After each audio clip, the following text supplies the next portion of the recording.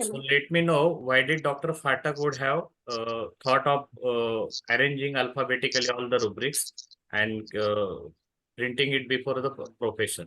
What do you think? Anyone? Him being an allopath, he wanted to like how allopathy books are arranged alphabetically order. So that could be one reason I think of. Okay, right. What more?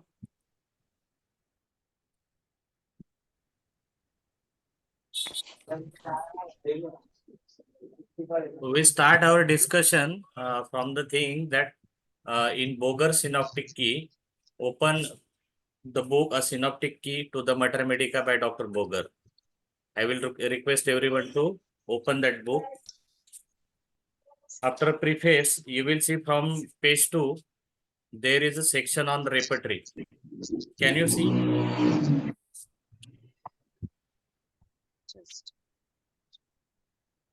Can anyone have Boger Synoptic Key or not?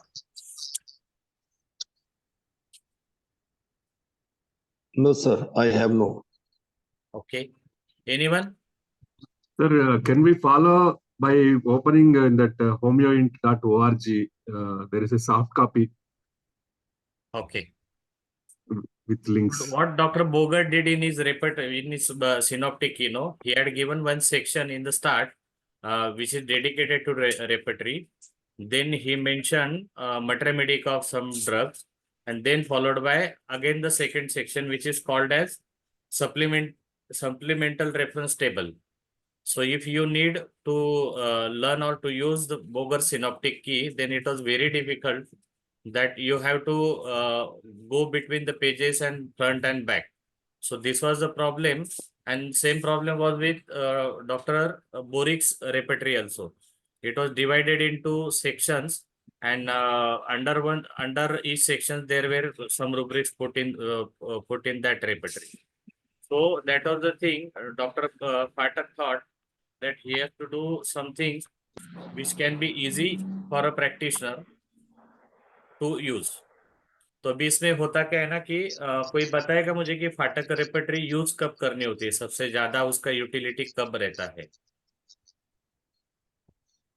One sided. In acute case, sir. Okay, one sided cases. What more? Pathological In cases. acute cases. Pathological cases, acute cases. Okay, pathological cases. Very good. What are the limitations to Phatak repertory as per your experience? Mental.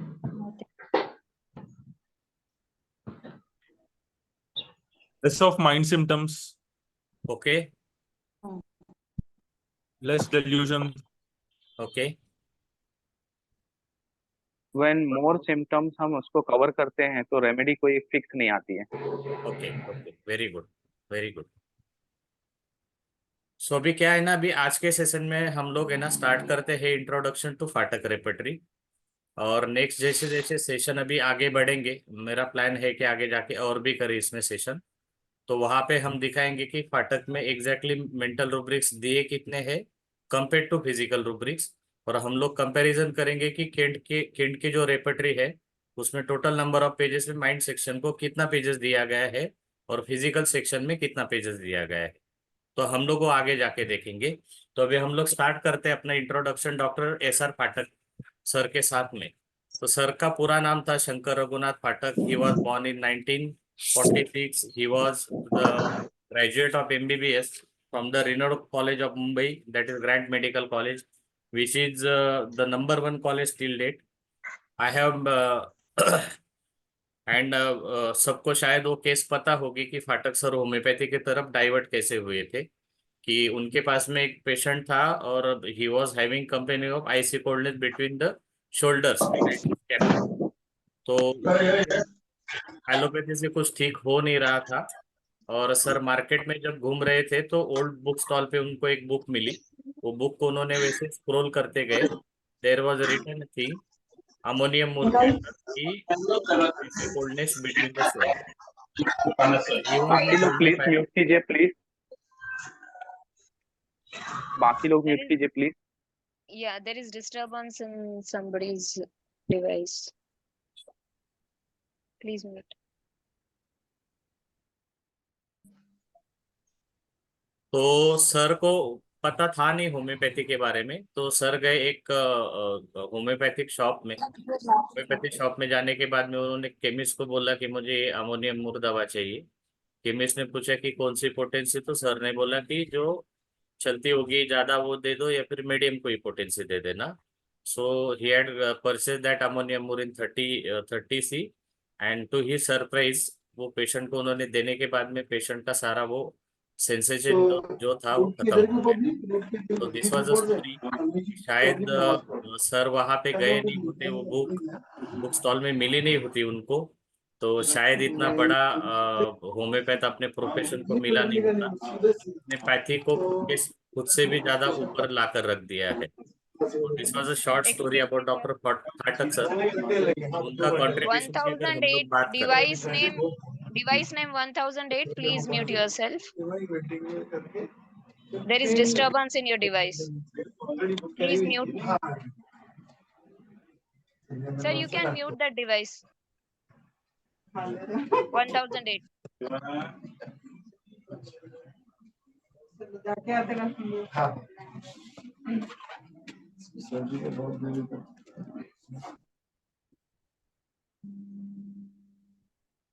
Continue, sir, please.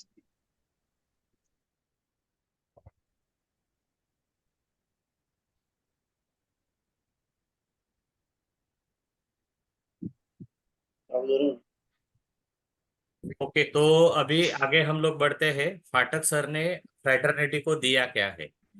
Being Marathi practitioner, he was very fluent with his Marathi skills. तो फाटक sir ने शुरू में ऐसे किया कि homeopathy के जो भी मटर मेडिका वगैरह थे उन्होंने फॉलो किया था डॉक्टर बोगर को, उसके बाद में डॉक्टर बोरिक, डॉक्टर क्लार्क, और उसके बाद में इंडियन ड्रग्स के जो होम्योपैथिक मटर मेडिका आती है तो उनको उन्होंने फॉलो किया था। तो ये सब का एक्सट्रैक्ट मिला कि वो अपनी ओपीडी में जब बैठते थे तो ओपीडी में बैठते बैठते वो साइड में लिखते गए कि मराठी में इसका ट्रांसलेशन क्या होगा, and he has develop his own repertory which was on the table for 10 years, almost 10 years. उनके एक फ्रेंड थे मिस्टर एस एल कपाड़ी। तो एस एल कपाड़ी जो थे उनके फ्रेंड, वो नॉन मेडिको थे। तो उन्होंने इसको ट्रांसलेट करके अल्फाबेटिकल ऑर्डर में सब लाके, और एक डॉक्टर हुमायूं मर्चेंट करके मैम थी, तो इन्होंने उनको मदद करके सब रेपर्टराइज फॉर्म में और बुक फॉर्म में अपने सामने रखा था। तो भी कुछ जरूरी चीजें फाटक रेपर्टरी के अंडर जो है कि जो हमें जनरली बाहर देखने को मिलती नहीं है या दूसरी कोई रेपर्टरी में मिलती नहीं है। अभी जो यहाँ पे हमारे महाराष्ट्र से बहुत सारे डॉक्टर जुड़े हुए हैं, तो उनके लिए मैं एक बात बोल दूं कि मराठी में एक होम्योपैथिक औषधांचा निघंटू ये नाम की एक बुक है मराठी में सर की, और वो बुक औरंगाबाद का गवर्नमेंट पब्लिशिंग हाउस पब्लिश भी करता है। अभी मुझे पता नहीं कि वो प्रिंट में है या नहीं है, but I have one copy with me and some of our members also have that. तो ये चीज थी। फाटक रेपर्टरी की जो बुक है तो वो बुक टोटल 3 पार्ट्स में डिवाइडेड है। एक तो होगा प्रीफेस, सेकेंड है रेमेडी एब्रेविएशंस, और थर्ड है प्रॉपर रेपर्टरी। तो अभी कोई मुझे बताएगा कि रेमेडी एब्रेविएशंस में जनरली हम लोग जो देखते हैं वैसे एब्रेविएशन यहाँ पे क्यों नहीं होंगे। अपना माइक ऑन करके कोई भी बता सकता है।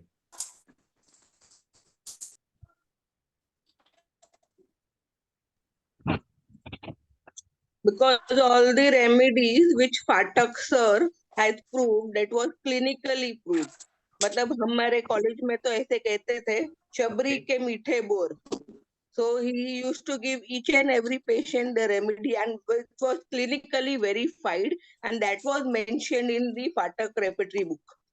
No, madam. It was My question clinically is that verified.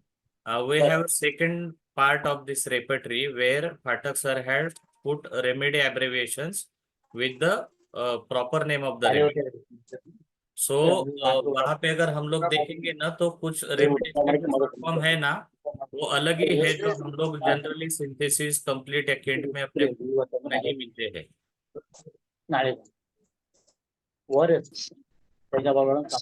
तो इसका रीजन कोई बता पाएगा। चलो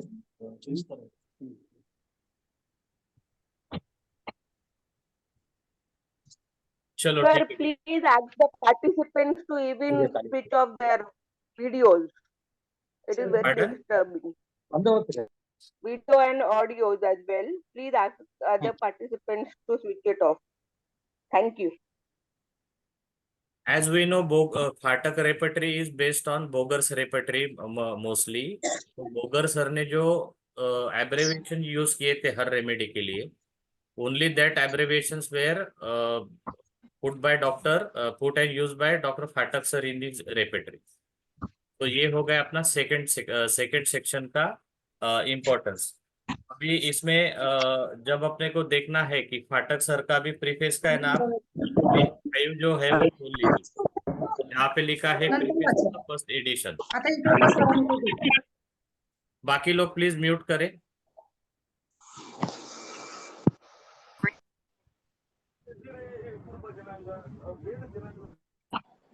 बोले page number 5 preface to the first edition. Total edition आई हुई है फाटक रेपेटरी की 4। Am I right?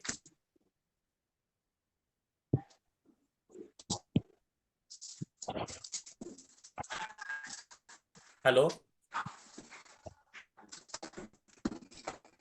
Hello, am I audible? Quite edible, quite audible, Yes, sir. Yes. quite audible. Okay. So in preface, page 1, you can see no drug is given unless the author has used it in his own practice or unless there is strong justification provided for it by authorities like Dr. Boger, Dr. Kent, Dr. Class Dictionary. तो इसका meaning तो आसान है, लेकिन ये चीज बहुत जरूरी है कि फाटक सर ने जितनी भी रेमेडीज यहाँ पे लिखी है उसका सर ने या फिर ये जो स्टॉलवर्ड्स है उनकी प्रैक्टिस में जब तक के कंफर्मेशन नहीं था तब तक सर ने वो यूज नहीं की थी। ये हो गई पहली चीज। सेकेंड थिंग, के बाद में सर के जो बेटे थे डॉक्टर DS फाटक, तो DS फाटक ने कुछ रेमेडीज और कुछ रूब्रिक के भी एडिशन किए हुए हैं। तो जो ओरिजिनल वर्क के बाद में एडिशन आई है तो उसमें डॉक्टर DS फाटक ने जो एडिशन किया है तो वहां पे प्लस साइन लगाया हुआ है। तो भी उसका एग्जांपल हम लोग जाके देखते हैं कि कहाँ पे ऐसा प्लस साइन दिखेगा हमें। तो कोई बता सकता है कोई पेज पे कोई रूब्रिक या रेमेडी जो डॉक्टर DS फाटक जो उनके बेटे थे उन्होंने ऐड किया हो?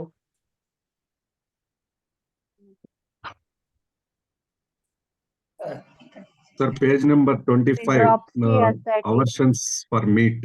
There he has put ars, chelidonium, many of the medicines with plus sign. Page number 25 Aversions for meat. Yes. yes. So for the meat, aversion for the meat, ars, chelidonium, merxol, mancinella.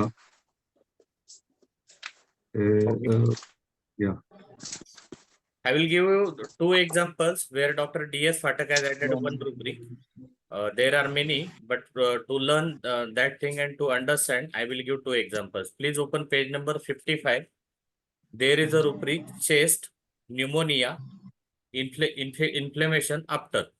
उसके आगे लिखा है ट्यूबरक्यूलिनम, उसके आगे sign है plus. Page number 55। Influenza तो after. ये remedy, this remedy is added by doctor DS Phatak. अभी इसमें हो गया रेमेडी एडिशन। अभी सेकंड हम लोग देखते हैं कि जहाँ पे रूब्रिक उन्होंने ऐड किया है। तो आप सब लोग है ना जाके एक रूब्रिक देखिए, डी ड्रीम्स, डी में जाइए, dreams.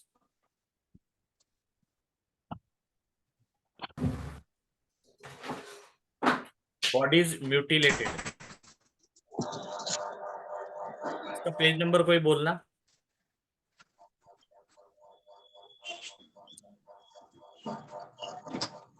Page number 102। Very good. तो ये 2 हम लोगों ने देख लिए है कि डॉक्टर DS फाटक का एडिशन क्या था। अभी हम लोग फिर से प्रीफेस का जो फर्स्ट एडिशन है उसके ऊपर आ जाते हैं। अभी इम्पोर्टेंट जो चीज थी कि पेज 5 पे वो हो गई है अपनी। अभी हम लोग जाते हैं पेज 7 की तरफ। पेज 7 में डॉक्टर फाटक ने लिखा है, राइट साइड में है page. Please open page number 7 of preface. The prescriber, however, should bear in mind that every remedy, high grade or low grade, becomes equally important when it is connected with peculiar concomitant or with the unusual condition of circumstance. इसका मतलब कोई समझाएगा क्या घटक sir, ये छोटी सी line में क्या बोलना चाहते हैं हमें?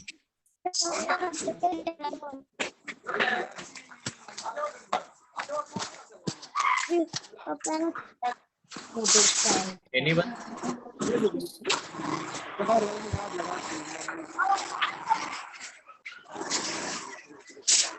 Sir, please repeat it. Sir शोर इतना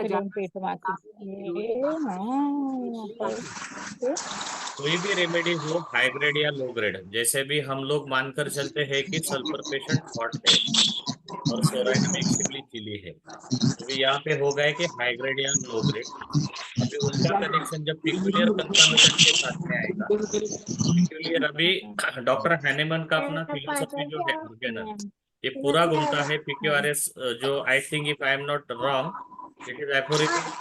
यहाँ पे डॉक्टर हैनेमन हमें सजेस्ट करते हैं कि PQRS जो सिम्टम है, तो PQRS सिम्टम के बेस के ऊपर ही अपना प्रिस्क्रिप्शन होना चाहिए। तो पाठक सर ने रेपर्टरी कंसाइज करने के बावजूद भी जो बेसिक्स ऑफ होम्योपैथी वो कहीं पे भी छोड़ाने हैं। उसके बाद में डॉक्टर फाटक आगे लिखते हैं पेज 7 पे, repertorization does not mean mechanical repertorization, totality totality but qualitative totality. अभी मान लो कोई बंदा अपने पास में आया और बोल रहा है कि मेरी बाहों में दर्द है, दर्द सुबह ज्यादा बढ़ती है, शाम को कम हो जाती है, या फिर दोपहर से शाम तक ज्यादा रहती है। प्लीज म्यूट डिस्टर्ब करतो तर please mute your sir, please mute करा सगळ्यांना. तुम्ही सांगताय काहीच कळत नाही sir. Mute all, sir.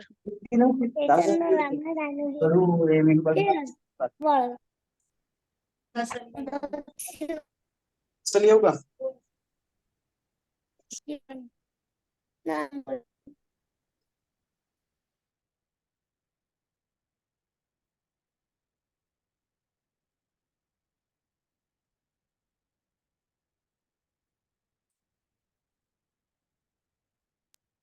Okay, तो अभी repertorization does not mean mechanical repertorization. Mechanical repertorization में क्या होता है, पेशेंट आपके पास में आया, आपने उसका सारा चीज सुन लिया, वो सारा चीज उठा के आपने डाल दिया repertorization chart, that is called as mechanical रेपर्टराइजेशन।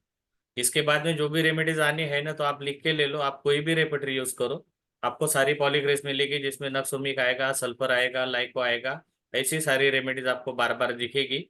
और गिने चुने 10 जो रेमेडीज है उस पॉलीग्रेस, उसी के ऊपर आपको प्रैक्टिस करना पड़ेगा, जहां पे आपको रिजल्ट जो है वो कंसिस्टेंट और परसिस्टेंट नहीं मिलेंगे। तो क्वांटिटेटिव टोटलिटी ये हो गया। हेलो हेलो, अभी हम लोगों को जाना है क्वालिटेटिव टोटलिटी की तरफ। अभी क्वालिटी किसको बोलना चाहते हैं डॉक्टर फाटक सर यहाँ पे?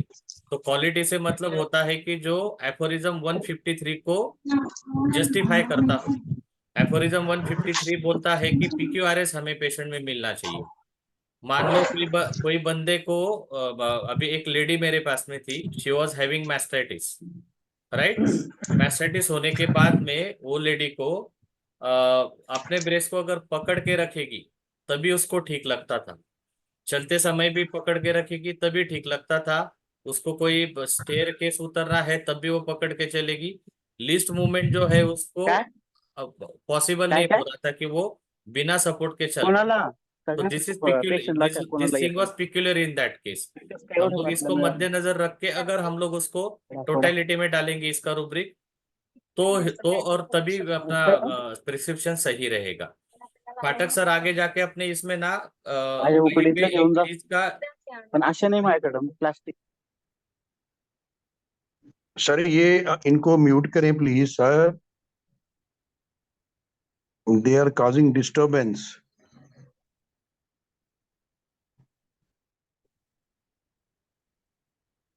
हेलो, हो गए सारे म्यूट? सर मी सरांच्या वतीने सगळ्यांना विनंती करतो, कृपया प्रत्येकाने काळजी घ्या. हे सर ये नहीं म्यूट बोल रहे हैं, म्यूट व्हा. Not mute. ओके, हो गए सारे, म्यूट हो गए. फिलहाल तो हो गए सर, ठहर के पता नहीं क्या करें ये लोग. ठीक है, चलो. अभी हम लोग आ गए क्वालिटी टोटलिटी और क्वांटिटेटिव टोटलिटी आ गई समझ में सारे लोगों को. I think it's clear. Sir ये मेमोरी ग्लैंड वाला वापस से बताइए ना, चेस्ट का क्या बताया आपने, कुछ समझ में नहीं आया. सर थोड़ा लाउडली बोलेंगे. सर आपने चेस्ट के बारे में क्या बताया, कुछ समझ में नहीं आया. ओके, ठीक है. पेज नंबर सर, आप लोग जाइए पेज नंबर 7 पे, मैं रिपीट करता हूँ, ठीक है. पेज नंबर 7, फाटक रेपेटरी का प्रीफेस. वहां पे डॉक्टर फाटक लिखते हैं, repertorization does not mean mechanical repertorization, totality of symptoms does not mean numerical totality but qualitative totality. तो अभी अपने पास में एक पेशेंट आया. पेशेंट ने बोला सर्दी खांसी है, बुखार है. हमने पूछा कितने दिन से है. 2 दिन से है. बुखार बहुत तेज रहता है. बुखार के पहले ठंडी आती है. पानी का प्यास कैसा है, पानी का प्यास पूछा. ये सारा पेशेंट ने बोल दिया. हम लोगों ने अकॉर्डिंगली सारे रूब्रिक उठाए और उसमें डाल दिए.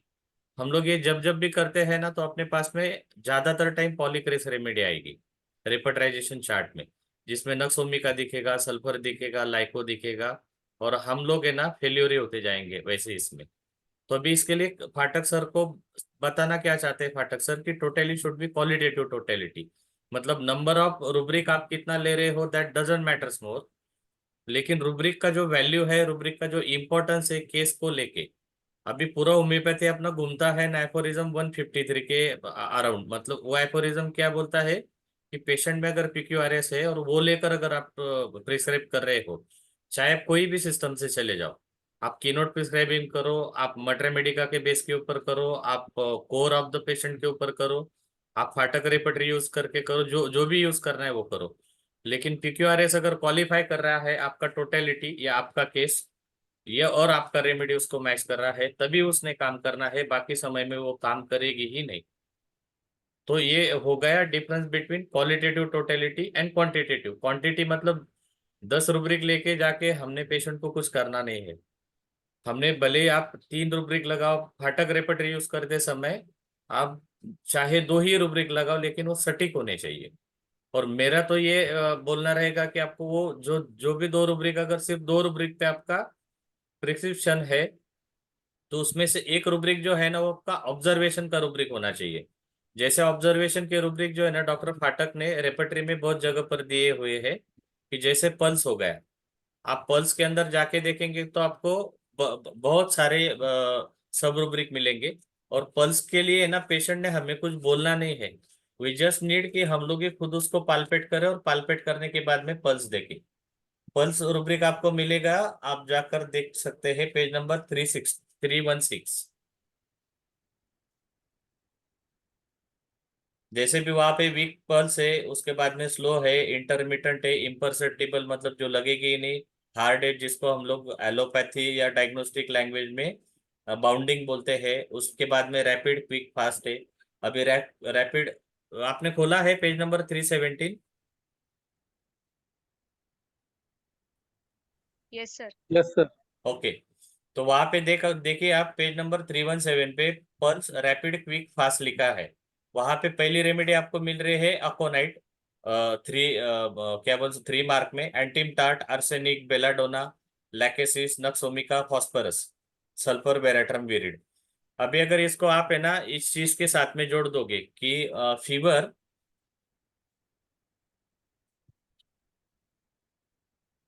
हाई ग्रेड करके एक रूब्रिक है, आप जाइए पेज नंबर 153 पे.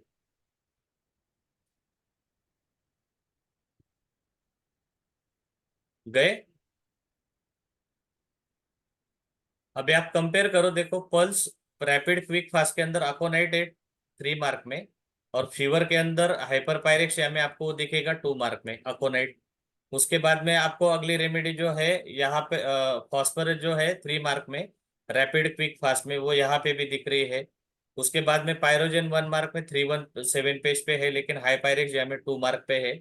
और मोस्ट इंपॉर्टेंट मैं आपको बताना चाहता हूँ कि वेरेट्रम विरिड करके एक Veratrum rubric अपना एक रेमेडी है, पेज 317 पे, वही आपको दिखेगा पेज 153 पे। अभी इससे हम लोगों को समझ में क्या आ रहा है, कोई बताएगा मुझे?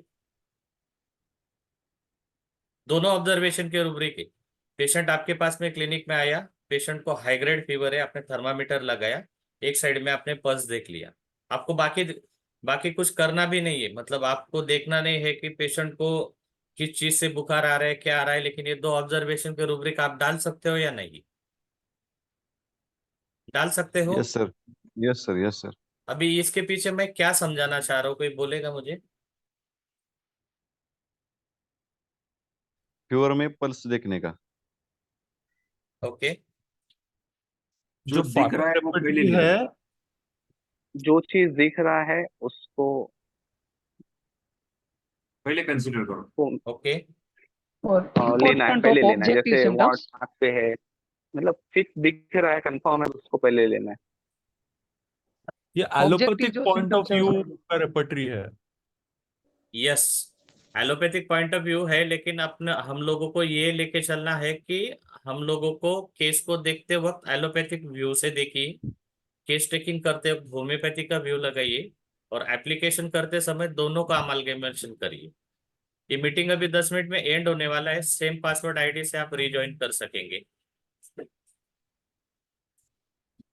अभी आप लोग जाइए पेज नंबर 441, वहां पे एक रूब्रिक है वायलेट इफेक्ट्स।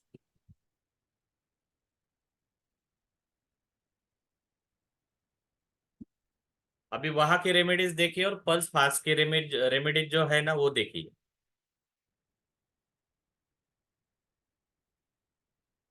सिमिलरिटी दिख रहा है बहुत सारे रेमेडीज का, जो 3 मार्क्स में है वहां पे mention.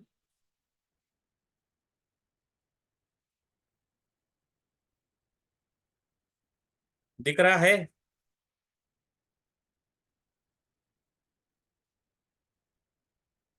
Yes sir, anyone please? Yes sir, aconite arsenic वगैरह है। यस। तो अभी मैं ये समझाना चाह रहा था इससे कि क्वालिटेटिव और क्वांटिटेटिव टोटेलिटी का जो डिफरेंस है ना, वो डिफरेंस डॉक्टर फाटक सर ने जो अपने को इंट्रोडक्शन में बोला है, वो यहाँ पे बोला गया है। तो भी फाटक रेपर्टरी जो है, इसके टोटल एडिशन थे 4, जिसमें से 2 एडिशन जो है वो खुद डॉक्टर फाटक जब थे तब लिखे गए थे, राइट? पहली एडिशन आई थी उनकी 1963 में, उसके बाद आया 1977 में, उसके बाद डॉक्टर डीएस फाटक जो है उनके बेटे, उन्होंने 2000 में लाए 3rd एडिशन, और 2005 से हम लोग 4th एडिशन ही यूज कर रहे हैं।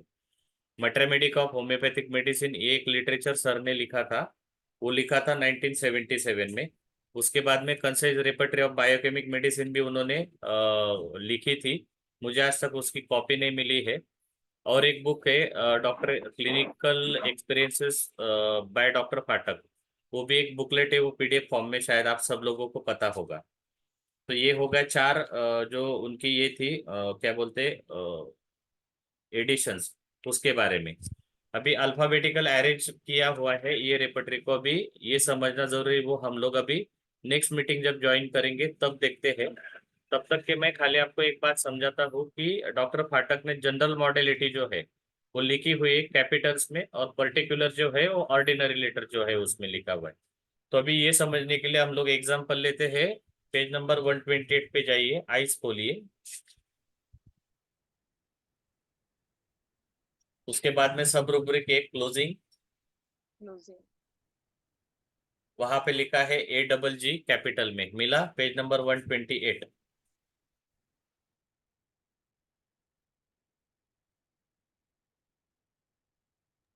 Yes sir. अभी जनरल से मीनिंग क्या होता है, एक कंसेप्ट आगे आएगा ग्रैंड जनरलाइजेशन करके, डॉक्टर बोगर और डॉक्टर फाटक का जो है वो। अभी इससे हम लोग समझना क्या है हमें, आइज क्लोजिंग एग्रेवेट ये रूब्रिक हम लोग कब यूज करेंगे? Anyone from you unmute yourself and please talk. What time को? Anyone please? जेव्हा What पेशंटला इन type जनरल वाटेल त्याच्याने, डोळे बंद केल्याने इन जनरल बरं वाटेल, पूर्णच त्याला सगळाच त्रास कमी होईल तेव्हा. ओके, फॉर एग्जाम्पल अभी एक क्रॉस रूब्रिक भी है, लेकिन मैं एग्जाम्पल के तौर पे आपको बता रहा हूँ कि कोई पेशेंट को चक्कर है, वह अपने रेपर्टरी में एक रूब्रिक भी है, आइज क्लोजिंग एग्रेवेट। तो आइज क्लोजिंग एग्रेवेट से सिर्फ वर्टाइगो एग्रेवेट हो रहा है, तो हम लोग लेंगे वर्टाइगो आइज क्लोजिंग एग्रेवेट। ये रूब्रिक हो गया particular rubric, it is related to vertigo only. और यहाँ पे आइज क्लोजिंग एग्रेवेट जो है, तो जनरली जो पेशेंट है पूरे जनरल में उसकी तकलीफ बढ़ेगी, तो सिर्फ चक्कर ही नहीं बढ़ने वाली, उसको जनरली ठीक नहीं लगेगा। ये चीज हो गया आइज क्लोजिंग एग्रेवेट। अभी वहां पे लिखा है कैपिटल में आइज क्लोजिंग एमेलेरेट, तो उसे आंख बंद करने से अगर उसको जनरली ठीक रह, मान लो कोई बुखार का पेशेंट है, आंख बंद करने से अगर तकलीफ बढ़ रही है उसकी, तो फिर हम लोग लेंगे general rubric close eyes closing aggravate, और अगर ठीक लग रहा है तो हम लोग लेंगे आइज क्लोजिंग एमेलेरेट। तो ये हो गया अभी इनका कंसेप्ट, मॉडलिटी वहां पे कैसी है। अभी रेमेडी की जो ग्रेडेशन है फाटक रेपेटरी में, वो 3 ग्रेडेशन दिया हुआ है। कैपिटल में जो है वो 3 मार्क की, मतलब जो मोस्ट इम्पोर्टेंट है। उसके बाद में रोमन में है, और उसके सॉरी कर्सिव में दिखेगा, और उसके बाद में मिलेगा आपको सिंपल अपना क्या बोलते हैं उसको, रूटीनली जो हम Italic. लोग लिखते हैं, हाँ वही लैंग्वेज में, रोमन रोमन हाँ इटैलिक रोमन रोमन रोमन में, राइट राइट राइट। तो अभी फाटक का जो कंस्ट्रक्शन देखना है हमें कि 4th एडिशन में रूब्रिक कंस्ट्रक्ट कैसे किए गए हैं। तो अभी हम लोग इसके लिए ना देखते हैं कि लोकेशन सबसे पहले लिखा हुआ रहता है ये रेपर्टरी में। उसके बाद में लोकेशन के बाद आपको अल्टरनेटिंग मतलब साइड दिखेगी राइट में या लेफ्ट में। इसका एग्जांपल भी हम लोग थोड़ी देर बाद लेते हैं। लेवल के जो रूब्रिक के जो लेवल है वो टोटल अलग अलग 5 लेवल किए हुए हैं। मैं चाहूंगा कि अगला सेशन जो है वो आप, मैं जहां से पेज नंबर बोलूंगा तो आप सही से वहां पे देख के एक बार कंफर्म कर लेना, क्योंकि एक बार ये अरेंजमेंट अगर आपको समझ में आ गया ना, तो मैं आपको गारंटी से बोल सकता हूँ कि फाटक रेपर्टरी यूज करने में आप कभी फेल नहीं होगी। बाय द टाइम किसी का कोई अभी तक के कुछ क्वेरी हो तो पूछ सकते हैं। सर आपने जो केस बताया था हाँ, उसमें ब्रेस्ट होल्ड करने पे उनको अमलरेशन है, तो उसको कैसे लेंगे सर? होल्डिंग वाइल मास्टाइटिस वाला अमलरेशन लेंगे या जार अग्रवेशन लेंगे? Holding. Holding while held amelioration. Yes yes, एक होल्डिंग करके रूब्रिक है डॉक्टर फाटक ने दिया हुआ, और वहां पे क्रॉस रेफरेंस मेरे ख्याल से लिम्स एंड अदर पार्ट्स ऐसे कुछ लिखा हुआ है। रूब्रिक का एक्सरसाइज भी हम लोग आने वाले इसमें करने वाले, बहुत सारे क्लोज। फाटक रेपर्टरी है ना, जितना कंसाइज है ना, मैं बोलता हूँ कि फाटक रेपर्टरी उतनी प्रिसाइज ज्यादा है कि हम लोग जब रूब्रिक सिलेक्ट करते हैं ना फाटक में, मैंने खुद ने बहुत सारी बार मेरे से गलती हुई थी जब मैं शुरू शुरू में रेपर्टरी यूज कर रहा था, लेकिन मैं मेरी गलतियों से सीखा, और वही सीख मुझे आज काम आती है कि वो गलतियों के बाद दोबारा वो गलती होती नहीं है। कुछ जगह पे डॉक्टर फाटक ने खुद ने फाटक नहीं सॉरी, उनके जो बेटे थे डॉक्टर DS फाटक, तो उन्होंने ये किया था कि क्रॉस रेफरेंस जहाँ पे जरूरी था वहां पे उन्होंने क्रॉस रेफरेंस लेकर आए थे। तो ये सर चीज होती याच्यामध्ये है जनरल कि रुब्रिक फाटक घ्यायचा रेपेटरी में ना यूज करते समय हमें प्रिसाइजनेस बहुत ज्यादा जरूरी है, बहुत ज्यादा। सर जनरल रुब्रिक घ्यायचा ह्याच्यामध्ये का पर्टिक्युलर घ्यायचं ब्रेस्ट मध्ये? अरे काय काय जनरल रुब्रिक घ्यायचा अमलरेशन बाय होल्डिंग का ब्रेस्ट मध्ये घ्यायचं? जनरल घ्यायचं सर या ठिकाणी। आता इथं जनरल का आणि काय म्हणतो ना की पर्टिक्युलर का नहीं घ्यायचा, वो क्या होता है ना, मैं सर का मैं सवाल था कि होल्डिंग ब्रेस में हम लोग सिर्फ होल्डिंग जनरल रूब्रिक लेंगे या मैमी होल्डिंग वो लेंगे पर्टिकुलर रूब्रिक लेंगे, यही सवाल है ना sir? Yes sir, yes yes sir, yes sir. हाँ, तो अभी कैसे होता है कि हम लोग जब नैरो डाउन करते जाते हैं ना, जब सबसे छोटे से छोटा रूब्रिक यूज करते हैं, तो नंबर ऑफ रेमेडीज हमारी वहां पे कम हो जाती है, और हम लोग जब उसको जनरलाइज कर देते हैं ना, यही कंसेप्ट है ग्रैंड जनरलाइजेशन का डॉक्टर फाटक सर का और डॉक्टर बोगर सर का। तो ये चीज होती है।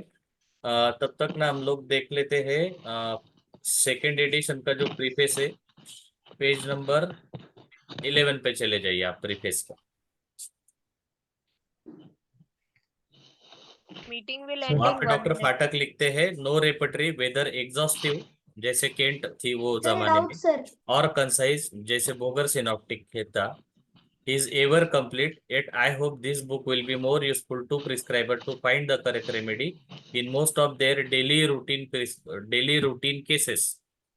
अभी डेली रूटीन केसेस से मतलब क्या हो गया कि ही इज नॉट स्पीकिंग कि कोई आपके पास में ऑटो इम्यून डिसऑर्डर आ गए, या फिर जहाँ पे जैसे हम लोगों की बात हुई कि जहाँ पे मेंटल्स ज्यादा रहते हैं तो वहाँ पे फाटक रेपेटरी यूज नहीं करना चाहिए।